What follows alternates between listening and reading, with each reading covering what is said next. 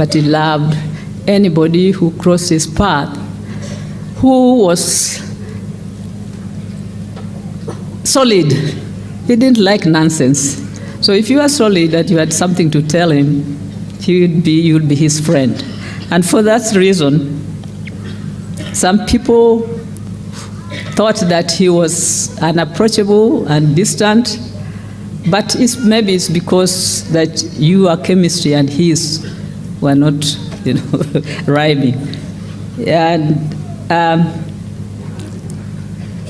he gave us, for us as a family, he gave us generously and had a deep soul that looked up to God and cared for nature around him.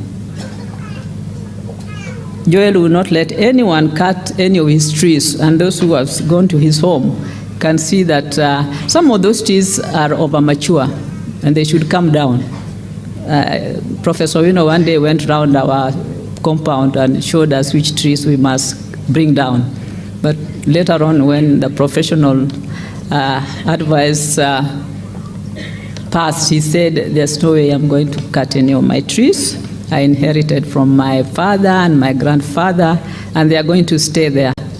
So I don't know going forward whether we are going to live by that. He also loved his dogs, as been mentioned. I think if you are a dog and you are his pet, you will be the luckiest person. Because the first thing he would ask when he came home at the end of the day, at the door, if I open the door for him, and he asked me, have the dogs eaten? I used to get offended because I thought he should have been asking me about the children. But his reason was that he trusted me to feed the children, and if the children were not fed, he would complain. They would complain to him. He was very consistent, predictable, and set very high standards that we will endeavor to keep. He carried his engineering profession even with precision, even at home. If you went to Joel's closet, everything was arranged in order. You would know, if he sends you to his closet, you would know where the handkerchiefs are, where his socks are, where his ties are, where his shirts are, and they were arranged in order of their colors. And where his suits were put. And I just wondered, how do you do this? Can you do for me too? And he said, yours is chaos. There's nothing. And Wam knows that. Yeah, so those are, he lived what he said, or what he practiced what he learned, and his wish that all people around him would do the same. But we are all born differently. We cannot be that orderly. When he was sick, that calmness never left him, and that caring spirit. He made it so easy for us to nurse him. He was not demanding. All he wanted was to listen to his Mozart or Beethoven, or sometimes Nyatiti. But during his last days, he just wanted to listen to classical music. And the nurses that helped him also learned what he liked, and they knew how to give him the music that he wanted at the appropriate time. So I can just summarize that over the years, I have cherished you, my dearest Joel, not only as a caring head of the family, but also a dear friend and confidant. As I say, this year we would have had a big bash to celebrate our wedding anniversary, the 53rd one. But this is the celebration we now have. And I hope we are giving him the celebration that he deserves. As we grieve your departure, I thank God that you crossed my path over those many years ago, stopped and let me walk along with you as we built our family.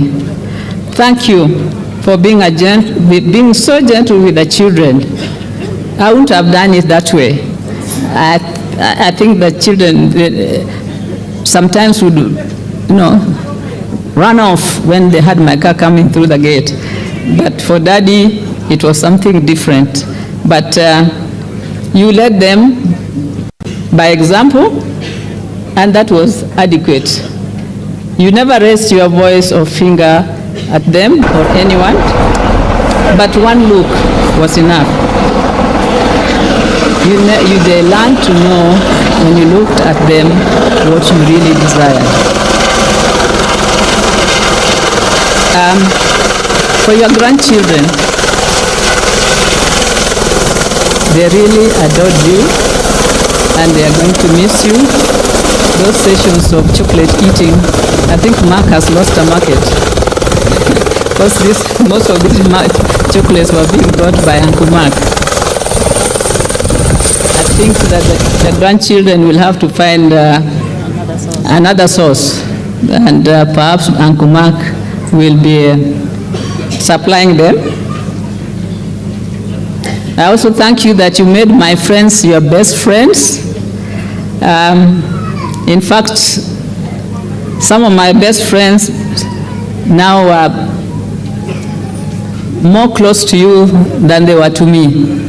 I have Auntie Peg here and Susan Owino here and the late Pamela Ngure. They somehow got going as friends so closely, and Pamela used to come and visit him even when I'm not there.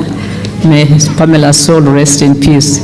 I also want to say that you're gone, but you taught us a lot. We see you in everything in the house, in the compound, and I hope that we will keep your legacy going.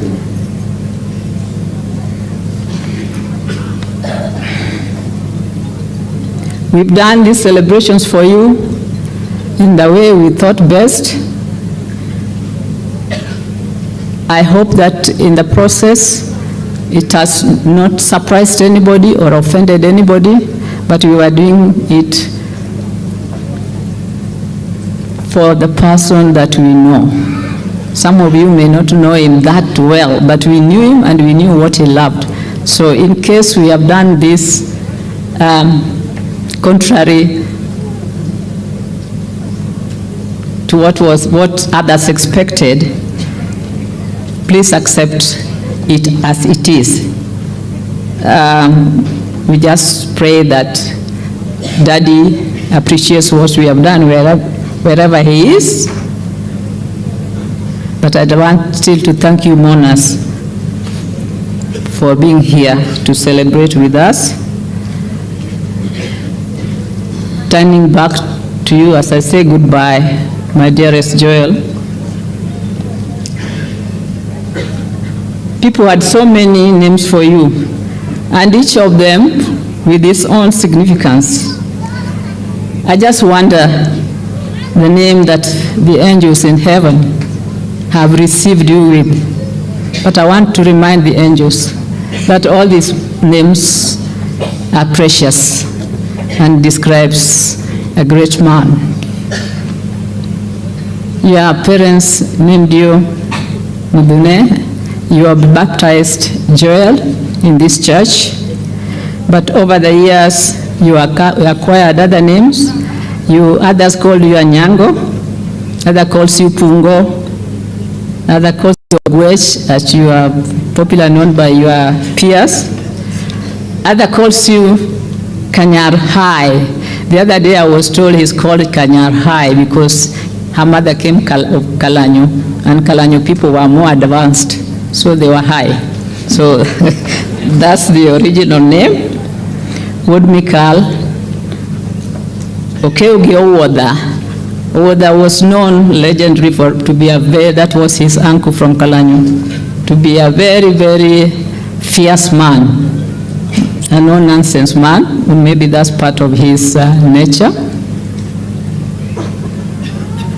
Now I hear Tim says that Pungo, they corrupted it to mean Panjo. So for your nephews who loved you so dearly and you love them, it's known as Panjo. You are in professional line, everybody knows you as engineer, and you have lived up to that name. One time we were having a rambe here for the school, and somebody kept on referring to me as Mrs. Engineer, and I was wondering whom he was calling. So for others, engineer, that is now another name that you are carrying on to heaven, and I think God blessed you, and you had a good education, and you used that to have impact on others. We thank God and we thank you. And the younger generation, and I want to recognize the younger generation here because it's a lesson to learn. The younger generation simply referred to him as Uncle Joel.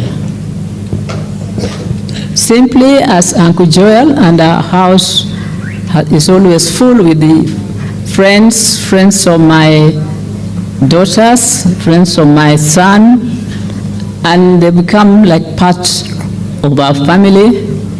They've had quality time with the engineer, and when it came to the time of this loss, they all swarmed in the home, took up responsibilities, and this committee actually was run by young people with a few advisors like Daktari and Engineer Tonglo, very few. And Mrs. Jamasai asked her, please keep an eye on those people because sometimes they can run away with their ideas. But I appreciate you, John. I appreciate all the young people who are in that committee. You've done a good job. I also want to thank Jodala, who have been very supportive on the ground, and the local administration, led by the MCA, the chief, the security, and just everybody who heard about this and decided to lend a hand. Thank you very much. And I think, I was once a teacher, so maybe I could talk and talk. I better end it there. Farewell. Farewell, Joel. Farewell, Daddy. Farewell, Baba Nyango. I don't know why it's not Baba anybody else, but I think it's also Baba Tieno, Baba Amondi, and Baba Toti. So we bid farewell to you, but you take courage that you are a courageous man. You fought the fight, and you won the battle, and we can only release you to go and rest. May God bless you. Till we meet, till we meet, till we meet at Jesus' feet. Oh, till we meet.